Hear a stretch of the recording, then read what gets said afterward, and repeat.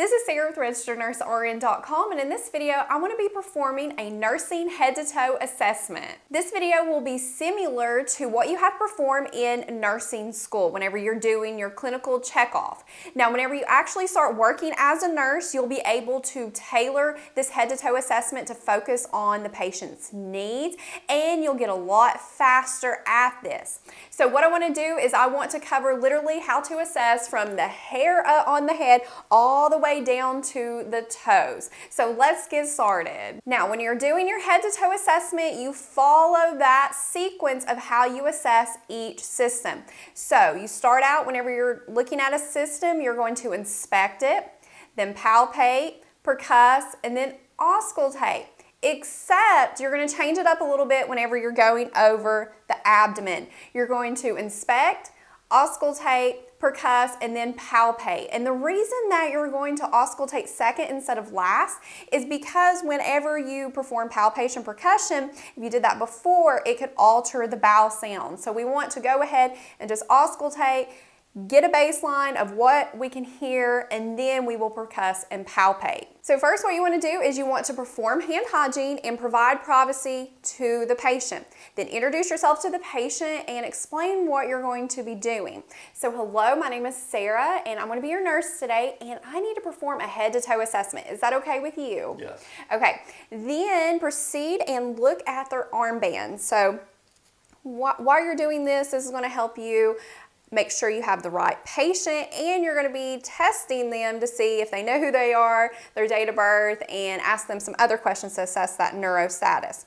So state your first and last name for me. First name is Ben, last name is Dover. Okay, and your date of birth? 8/28/82. Okay, and do you want me to call you Ben or Mr. Dover? What do you prefer? Ben will be fine. Okay, so Ben, can you tell me where you're at? I'm at the hospital. Okay, and can you tell me what we're doing here today?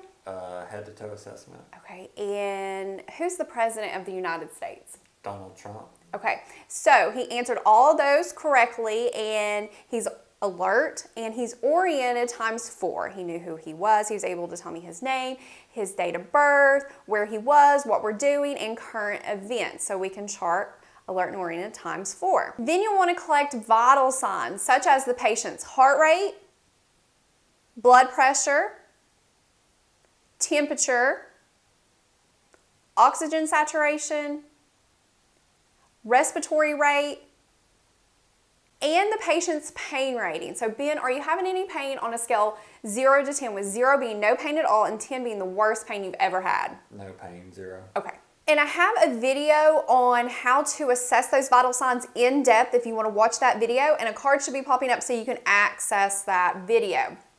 Then after that, what you want to do, you can collect their height and their weight and look at the BMI, their body mass index. Remember, if it's 18.5 or less, that's underweight, or if it's greater than 30, that is obese.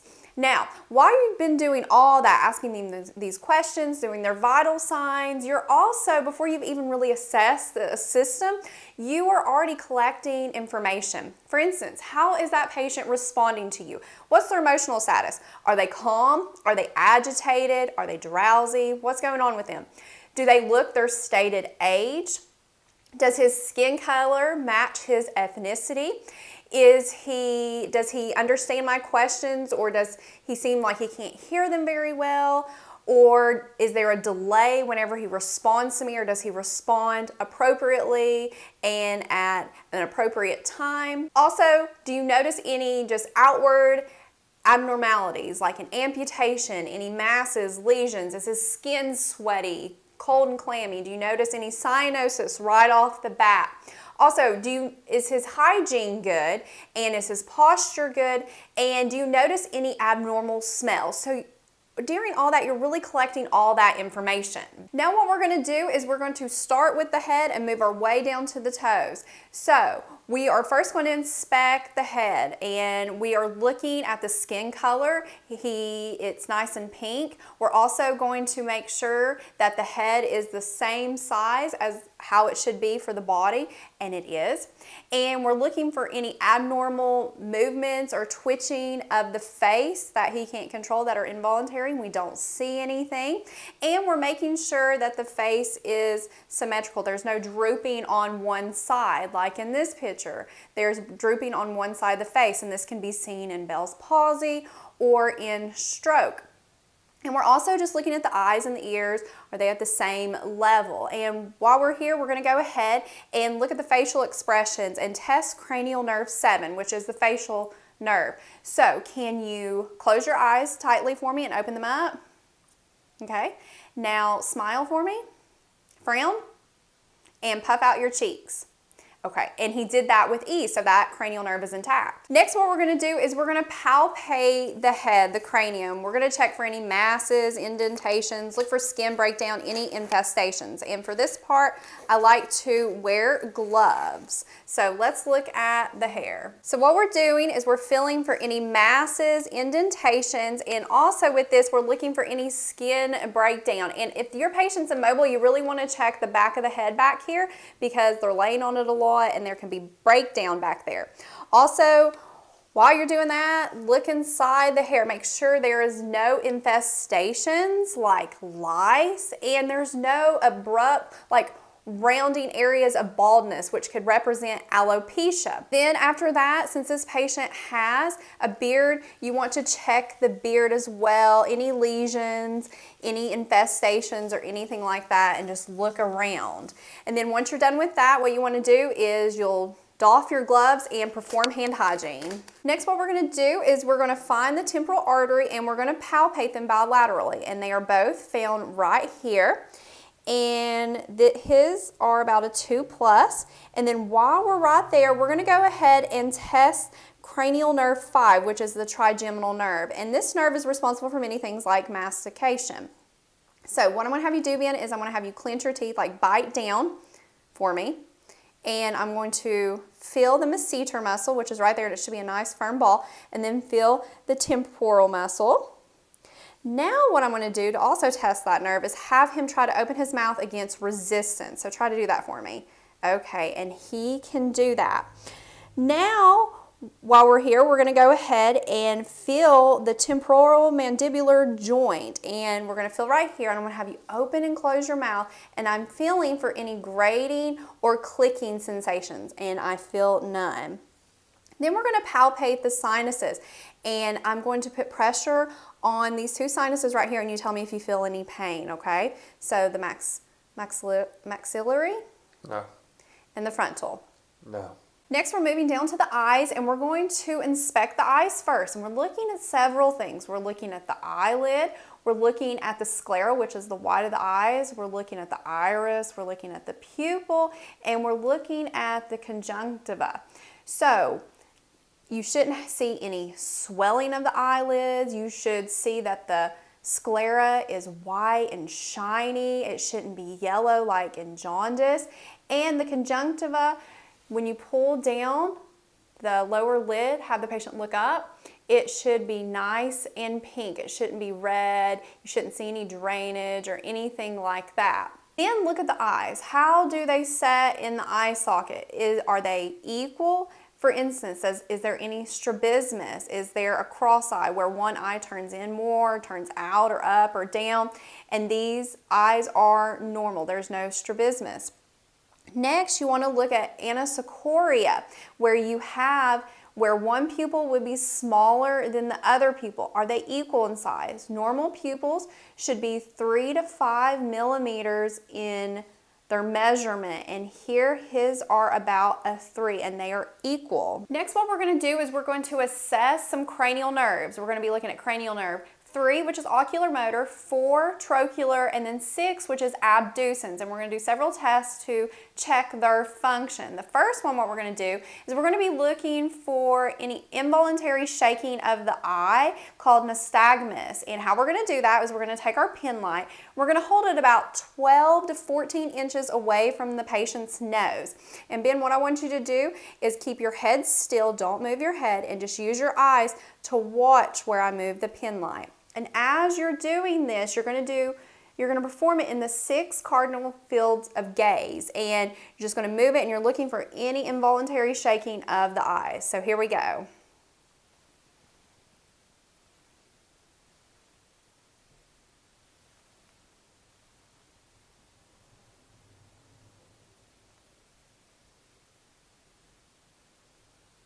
Next, we're going to see how reactive the pupils are to light. And to do that, we're going to dim the lights a little bit, and we're going to have the patient stare off at a distant object that helps dilate those pupils. And then we're going to shine, using our pen light, in at the side. And we're going to see how that pupil responds. It should constrict. And then on the other side, it should constrict as well. So say their baseline pupil size was like 3 millimeters. It should go down to 1 milliliter, and it should happen on both sides. Okay, so Ben, stare off at that object right on the wall over there for me. Okay, and that dilates the pupils, and we're just going to shine light in at this side. Okay, constrict, constrict. Okay, let them dilate again, and then go to the other side. Do the same again. And they both constricted in equal size. Next, what we're going to do is we're going to check for accommodation, and how we do that is we turn the lights back on. We just previously had them dim, but we now make it light again. We're going to have him stare off at a distant object that helps dilate the pupils, and we're going to take a pen light. You can use a pen light finger, and you're just going to slowly move it inward to the nose. And what you're looking for is that those pupils constrict, they accommodate, and the eyes cross while looking at the pen light. So here we go. Stare off in the distance, please. And I don't want you to move your head or anything. Just keep it real still and just follow this pen light, okay? Ready?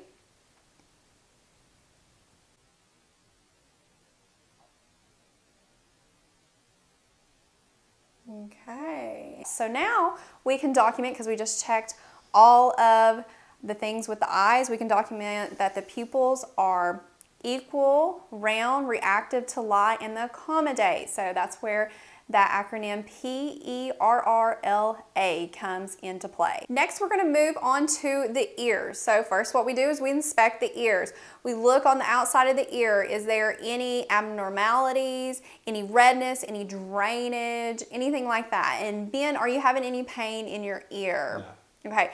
And sometimes if you have patients who've had long-term gout, on the helix of the ear, they may have what's called a tophi, which is an accumulation of like a whitish, yellowish uric acid crystal on the skin. So if you ever see that, that is what that looks like. Next, we're going to palpate on the ear. We're just going to move it around. And Ben, tell me if you have any tenderness whenever I do that. And feel any abnormal masses or lesions, and then move the targets a little bit. Does that hurt or anything like that? No. Okay, so no pain or tenderness. Then we're going to palpate the mastoid process, which is the big hump behind the ear, and we're looking at it. Is it swollen? Is there any redness? And whenever I touch on it, Ben, does it hurt? No. Okay, and just see if the patient reports any tenderness with that. Then while you're there, you can use the otoscope to inspect the tympanic membrane. And remember, the tympanic membrane should be a pearly gray translucent color and should be shiny. So for an adult, you're going to pull the pin of the ear up and back. And we're just going to inspect it. And also, while we're looking at that, we are looking at the cone of light. And remember, the cone of light in the right ear should be at 5 o'clock, and in the left ear should be at 7 o'clock. Next, we're going to do one more thing with the ear. We're going to test cranial nerve 8, which is the vestibulocochlear nerve. And what I'm going to do is I'm going to include one of his ears and then whisper 2 words on the other side. And he needs to tell me what I said. So, you ready? Mm-hmm. Okay, I'm going to include this one. Apple, banana. Okay, very good.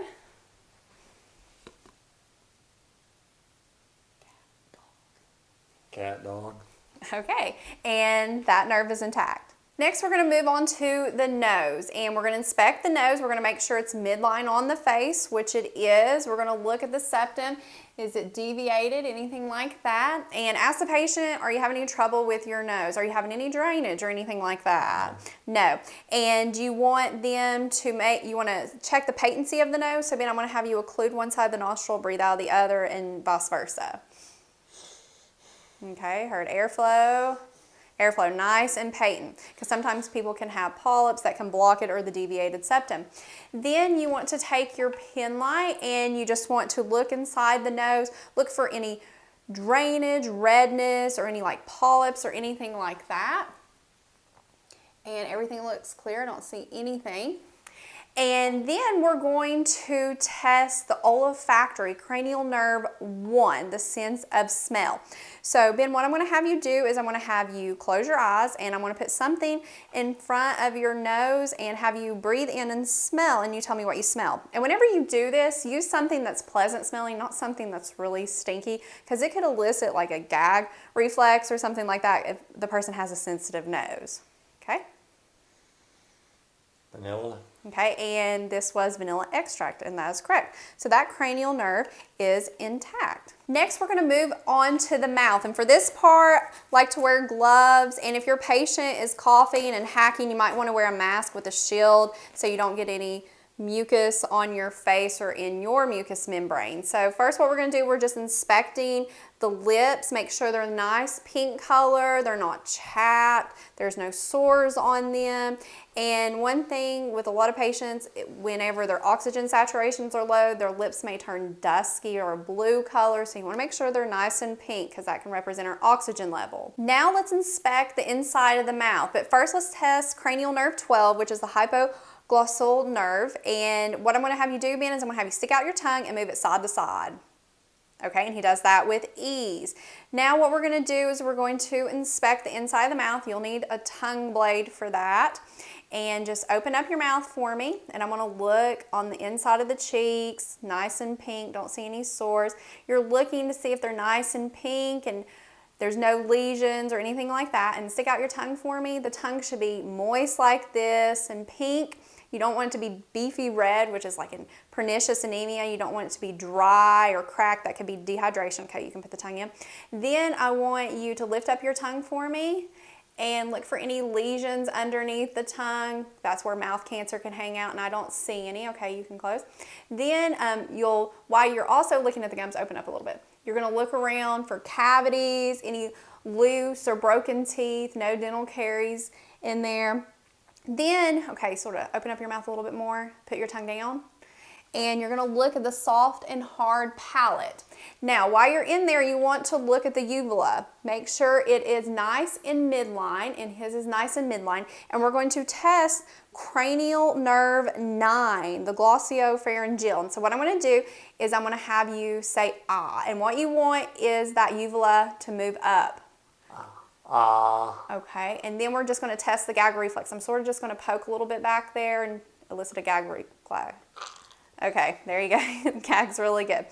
And cranial nerve 10, the vagus is intact because he's able to talk to me without hoarseness, and he's able to swallow. Then when you're done inspecting the mouth, be sure you take off your gloves and perform hand hygiene. Now moving on to the neck. So what we're going to do is we're going to inspect the neck first. So you're going to have the patient extend the neck up a little bit, and you're looking at that trachea. Is it midline? Look for any lesions and look for any lumps, like what you might see in thyroid problems like a goiter. And we don't see any of that. Then what we're going to do is we're going to test cranial nerve 11, which is the accessory nerve. So Ben, what I'm going to have you do is move your head side to side, up and down. Okay, and then shrug, try to shrug against my resistance. And he does that with ease, so that nerve is intact. Then we're going to place him at a 45-degree angle, and we're going to have him turn his head to the side. And what we're looking at is the jugular vein. We're looking for any jugular vein distension, JVD. So Ben, I'm going to just turn your head to the side like that, and we're looking for any distension of the vein, and we do not see any. Next, what we're going to do is we're going to palpate. So we're going to palpate that trachea just to confirm it is midline. And Ben, do you feel any tenderness or anything like that? Ask him if he feels any tenderness. And I don't feel any lumps. Then next what we're going to do is we're going to palpate the lymph nodes, all sites of those. And Ben, as I do this, tell me if you feel any tenderness. And what I'm feeling for is any hard lumps or anything that may be inflamed. So what we're going to do, turn a little bit this way. And there we go. We're going to start at the pre-auricular, which is right in front of the ears. Then we're going to go to the back of the ears, the post-auricular. Then we're going to go to the occipital, the parotid, jugulo-digastric.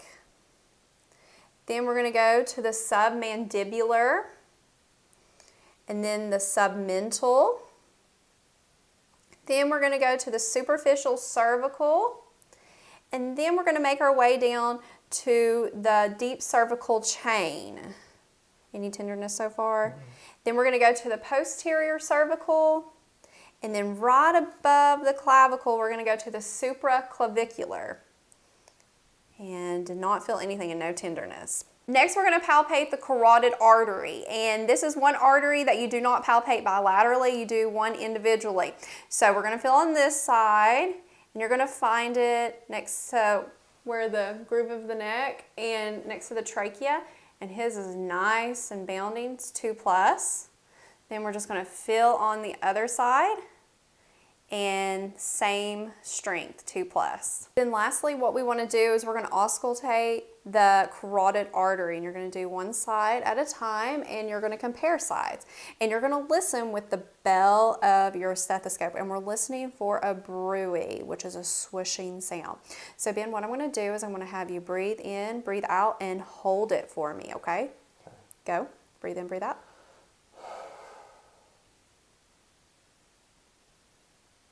Okay, you can breathe normally now.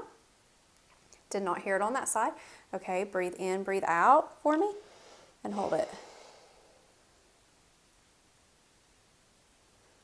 Okay, and I did not hear a bruit on that side as well. Now let's move to the upper extremities. So what we're going to do is we're going to inspect the extremities, and we're looking for any lesions, any redness, swelling, and this is a good time if they have a central line, an IV, that you look at that, make sure it's not red. Does the IV need to be changed? Does that PICC line or central line need a dressing change? Assess that.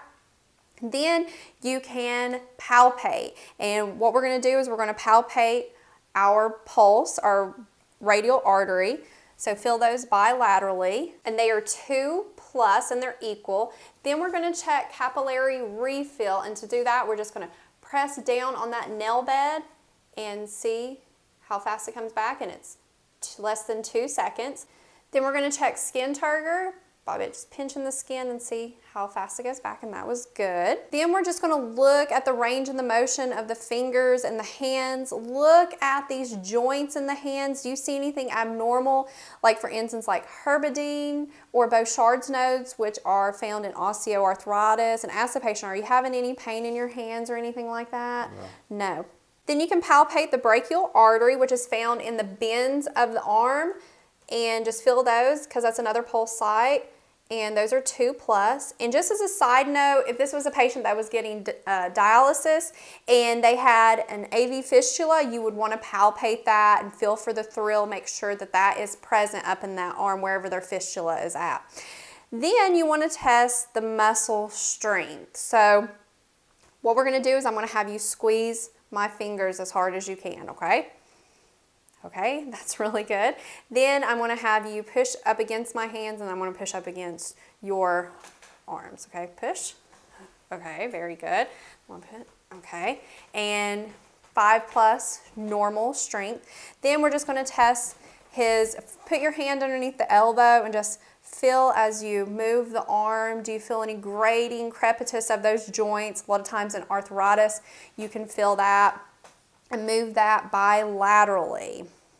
Another thing you want to do with the upper extremities is to check for a drift.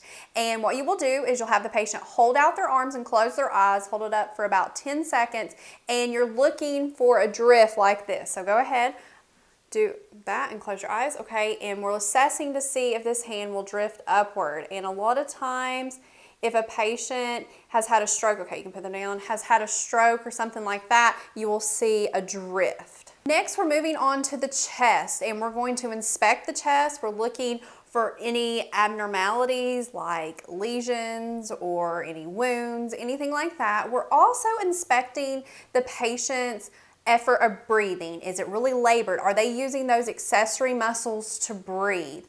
Also, we're looking at that anterior-posterior diameter. So turn to the side like that. And you're looking for that barreled chest. And it will be increased in patients with like COPD. They will have what's called the barreled chest.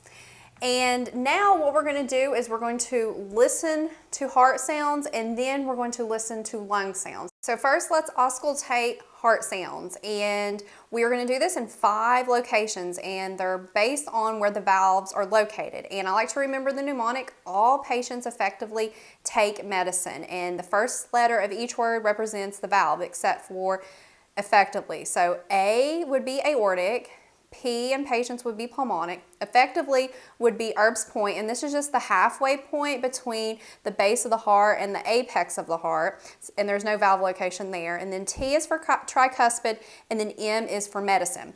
So again, using the diaphragm, we're going to listen at the right of the sternal border at the second intercostal space, and that's going to be the aortic valve. So to find that second intercostal space, find the sternal notch, go down to the angle of Lewis, then just go a little bit to the right and you're in the second intercostal space. And this will be the aortic.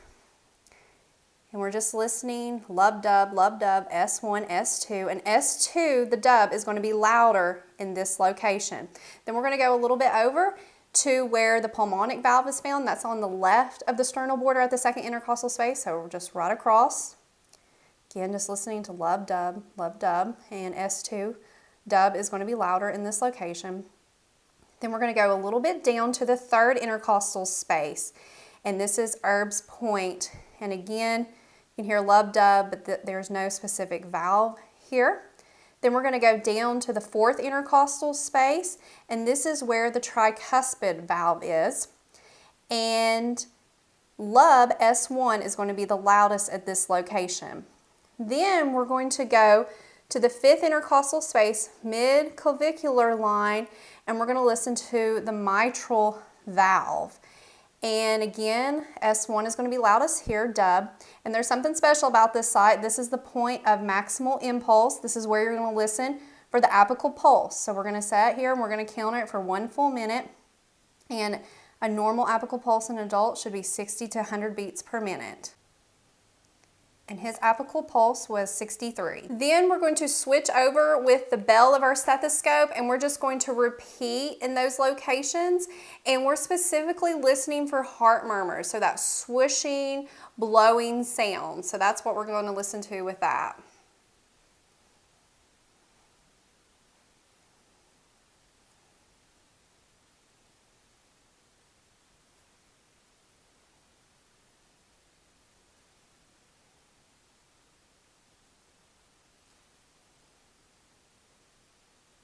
And I did not hear any. Now let's listen to lung sounds. Now when you're listening to lung sounds, you're listening for abnormal sounds. And here are some samples of some abnormal sounds that you may hear. Crackles.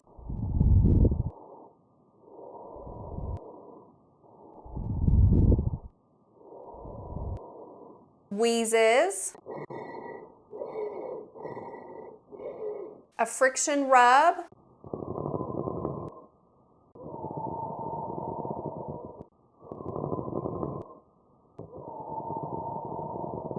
Or stridor. First, we're going to listen anteriorly, and what we're going to do is we're going to listen with the diaphragm of our stethoscope, and we're going to start at the apex of the lungs, and we're going to always compare sides and just inch our way downward and assess all the lobes of that right and left lung. So first, let's start up here, okay? And Ben, I want you to take a good deep breath in and out. So here we go, apex. Okay, we're going to compare sides. Then we're going to move down to the second intercostal space, and this is going to help us assess the right upper lobe and the left upper lobe. So, another deep breath in and out.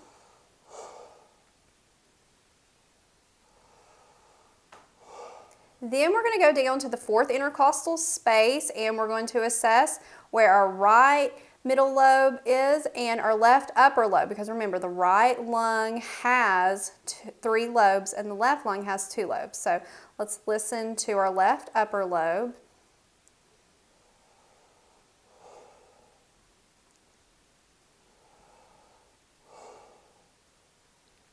We're just going to go down a little bit more.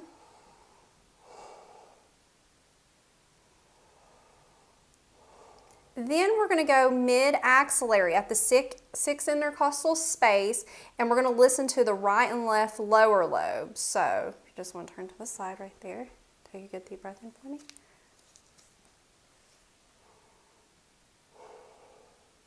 Okay, other side.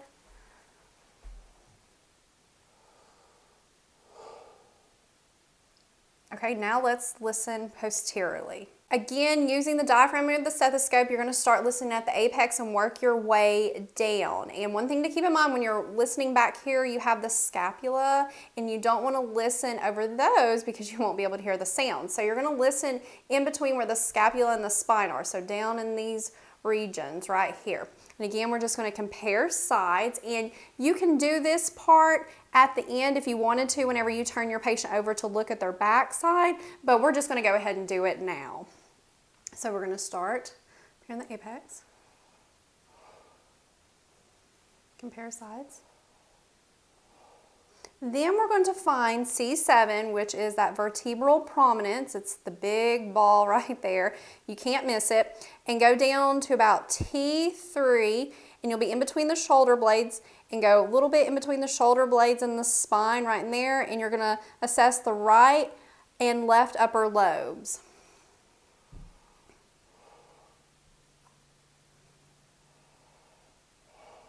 Then from T3 to T10, we're just going to inch around, and we're going to listen to the right and left lower lobes.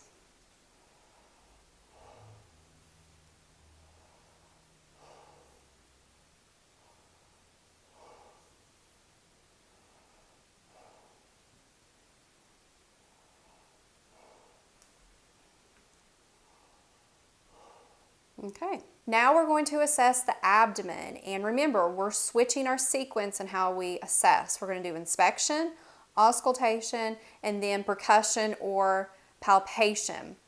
So we're going to do auscultation second. So whenever you're looking and assessing the abdomen, have the patient lay on their back, and what we're going to do is we're going to inspect the abdomen. And first I want to ask Ben, are you having any stomach issues at all? No. No?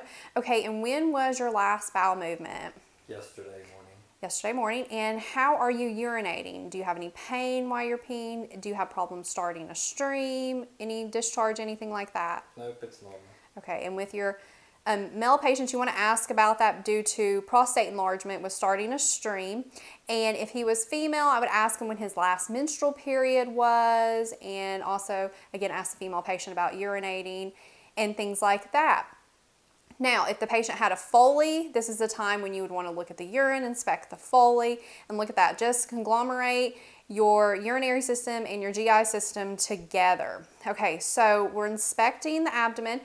We're looking at the abdominal contour, and this patient's is scaphoid. It goes in a little bit. You can also have flat, rounded, or protuberant. And also we're going to note if there's any pulsations. A lot of times in this area right here on thin patients, like with Ben, I can see the aortic pulsation in this patient. It's right above the umbilicus. And looking at the belly button and checking for any masses. Do we see any hernias or anything like that? Also, if your patient had any wounds, you would want to look at that. And if they had a PEG tube, you would want to assess the site, make sure it's not red, and ask them how it feels. And with your ostomies, you would want to look at the stoma and make sure it is like a rosy pink color. It's not a dusky cyanotic color, and it's not prolapse. And look and see what type of stool it's putting out. And note that, note the smell, note if the bag needs to be changed, anything like that. So now we're ready to listen to the bowel sounds. And what we're going to do is we're going to listen with the diaphragm of our stethoscope, and we are going to start in the right lower quadrant and work our way clockwise.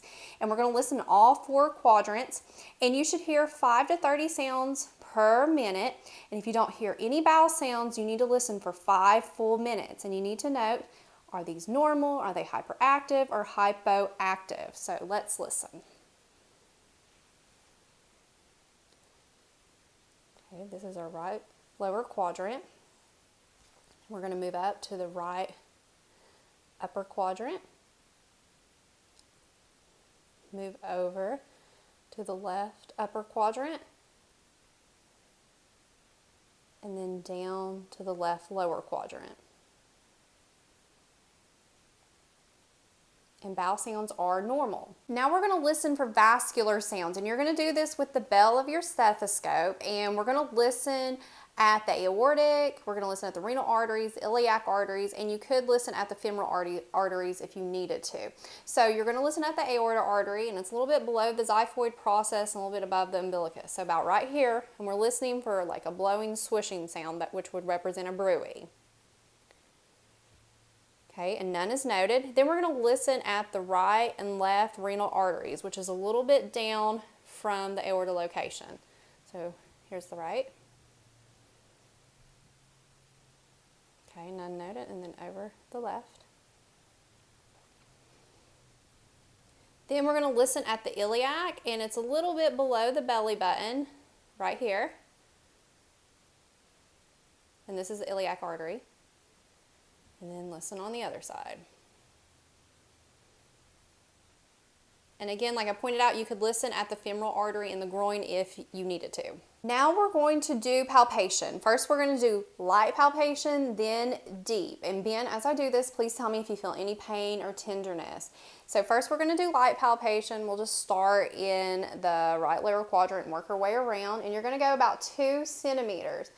And you're just feeling for any rigidity, any lumps, masses, anything like that.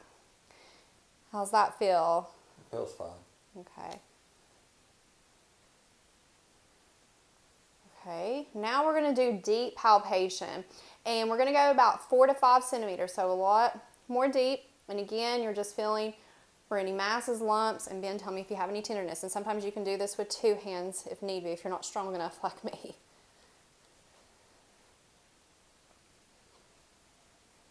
Feeling anything? No. Feels nice and soft. Heard some belly sounds. That's why you do this after you listen, because you stimulate it.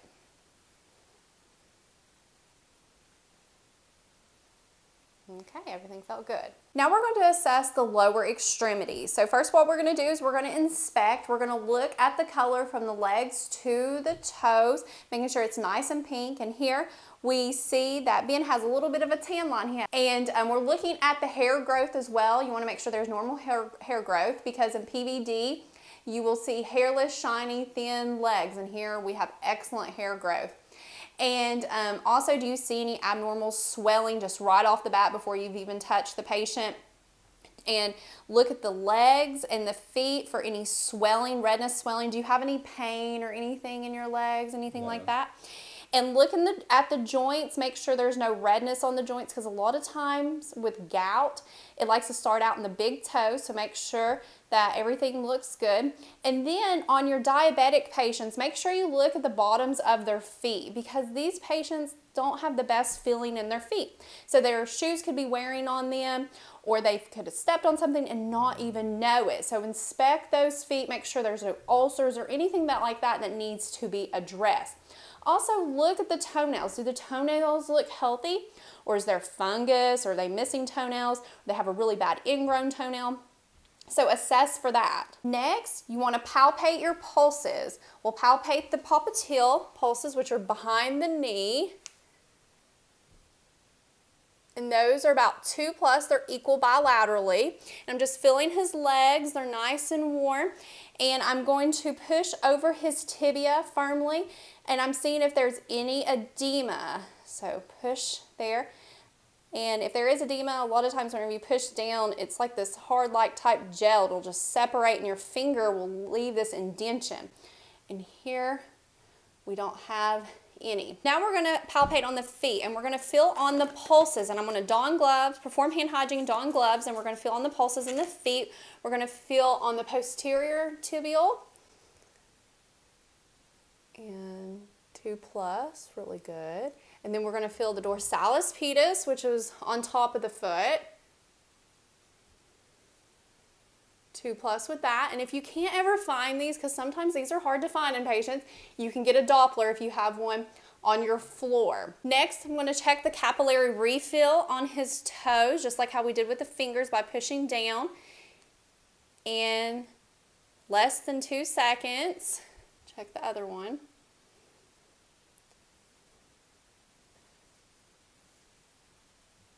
Okay, now I'm going to have him push against my hands. Push against my hands, Ben. Okay, good job. Now I'm going to have you raise your legs against resistance. Good job. Now we're going to check the Babinski reflex, and you can use your reflex hammer for this and use the end of it, or you can use your finger if you don't have that. And what we're going to do is we're going to take this up through the ball of the foot and curve it, and we're looking for the toes to curl in, which would be a negative normal response. So let's check that. Okay. Okay, and that was normal. Then we're going to doff our gloves and perform hand hygiene. And next we're going to assess the back. So whenever you're looking at the back side, you're going to look from the head all the way down at the back, and you really want to pay attention to any abnormal moles, lesions, wounds, anything like that, and assessing for skin breakdown, especially on your patients who are mobile. So that would really be concentrating on in the backside area, on the coccyx, because that's where a lot of breakdown happens, and on the back of those heels, if you couldn't see it whenever you were assessing the feet. And also you could, if you hadn't already, you could listen to the lung sounds as you have the patient over on the back. Okay, so that wraps up the nursing head to toe assessment. Now please be sure to check out my other videos, because I have a lot of NCLEX review videos to help you study for NCLEX, along with other nursing skill videos, career tips, and everything you need to succeed in nursing school all the way to becoming a nurse in your profession. So thank you so much for watching, and please consider subscribing to this YouTube channel.